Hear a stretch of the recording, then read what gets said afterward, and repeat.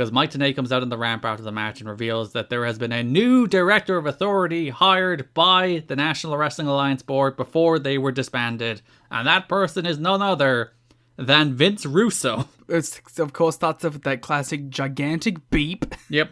If you watch the Impact Plus version, you'll just hear beep, beep, which is him shouting, "Fuck you," as the opening of his theme song. Which is, like, again, very funny that Chris Harris got yelled at. Poor guy. And again, Harris was in this match. He was probably still, like, lying ringside when this happened.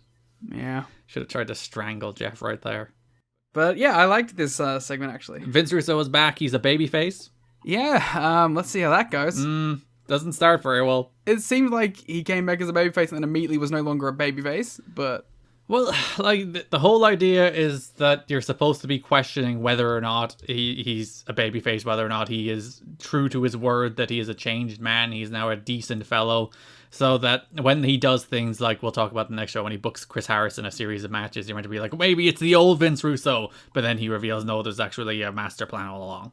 I just questioned the booking more than anything. Just Vince Russo as a babyface, I'm thoroughly not sure. Yeah, it's a weird one. So NWA-TNA Baby number 83 opens with Mike Tenay's back. Are You Ready is gone. It's been replaced by the theme song that was there for the first show of the month. Or first show of the year even, going all the way back to January. I miss Are You Ready? Oh, your Randy Savage theme is gone. Ready? It was a good theme. I like that the second Bound for Glory was off the table and they didn't want to court Randy Savage anymore. It's like, get rid of his song. They probably had to pay a fair chunk for it. I wonder, like, was that like quid pro quo? No. Gone. Was that a backroom deal in exchange for exposure? Yes, a quid pro quo. That's the word. I'm just descending into madness and losing the ability to speak. And the worst part is now, Garrett, we've hit the second hour of recording. Sorry, the third hour. So now I'm going to start to deteriorate real hard too. So all the changes have been made. Mike Tenay is back. JB is back. Don Callis is now a consultant. He's been banned from the asylum. And the TNA dancer cages are empty. But...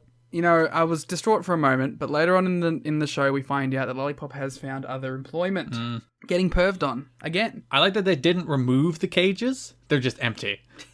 That would take too much effort. They had like a solemn shot of it when they mentioned it. It's like, oh, and you know, Vince Russo has gotten rid of the TNA dancers because he's cleaning up TNA. And then they just cut to like a solemn, sad shot of an empty cage. I remember it being like pretty sad. It was weird. Yeah. I guess it's weird because we've had them for so long. It doesn't feel like it's time for them to go. We're moving into a new era of Vince Russo's TNA, Liam.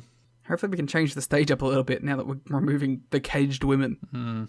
So Mike Tenay comes to the ring and he's like, I was stunned when Vince Russo was made DOA, but then he talked to me and he said he's cleaned up his act. He wants to turn TNA around. He wants to put a check on Jeff Jarrett's abuse of power. So I believed him. So then he introduces Russo. Yes. A fresh cut. Yeah, and different music this week. He no longer has the fuck you theme. They thought that might have been a little much for a babyface. For a dude whose entire thing is that he's a changed man and now he's a good guy. Yeah. So Russo talks about how when he was last seen on TV in October, he got the shit kicked out of him by Jeff Jarrett, and his wife questioned, how did it come to this? And then he had his come to Jesus moment, literally. As he says, he deserved his ass kicking because he prayed at the altar of television ratings at the expense of his soul. He talks about all the raunchy things he did, and he mentions that he did all like the vulgarity and the nudity and the swearing. The crowd are like, woo! Yeah. Okay, so I like Russo as a performer generally, but I really didn't like this, especially since he's trying to be a babyface here, because the whole thing was just him jerking himself off, saying, you know, I'm so good, I did get the ratings, and I did get the success, and I made all the money, and it was all great, and everyone loved it, and then he's like trying to be a humble babyface while bragging the entire time. Yeah. Well, this is going to be a sentence. I didn't get a shred of genuine emotion from Vince Russo here, which made this a very difficult promo to connect with. Maybe that was intentional because he's trying to play this middle line thing. I just thought it was kind of bad. The thing is, like, this is after or during, I think, while he was finding God. And by all accounts, this was not just the television character. This was the man himself. There was talk about how he was a changed man. He wouldn't swear anymore. He'd be a good person.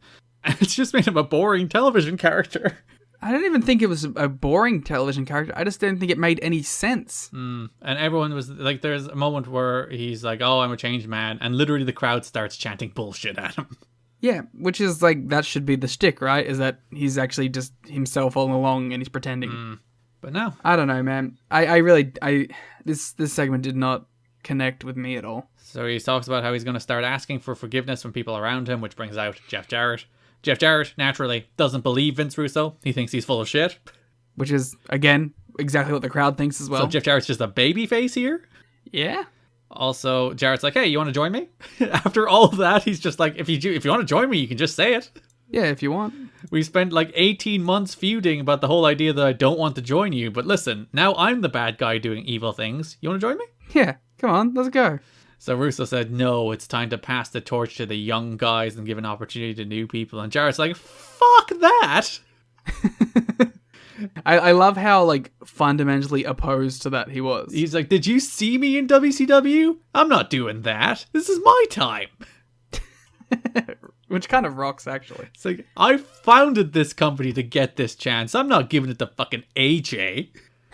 It's pretty good, to be fair. He's a good character.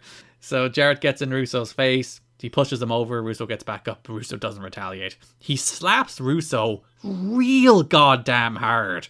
Good. He sunk that slap in. But again, Russo doesn't rise to Jarrett's provocation. He doesn't retaliate. He turns the other cheek, if you will. But the thing about that is, like, that doesn't make you a babyface in wrestling. No, it makes you a bit of a bitch. Yeah, it's like, that in real life, right, that's like the bigger thing to do. But this is a whole genre of television about fighting people. Yeah.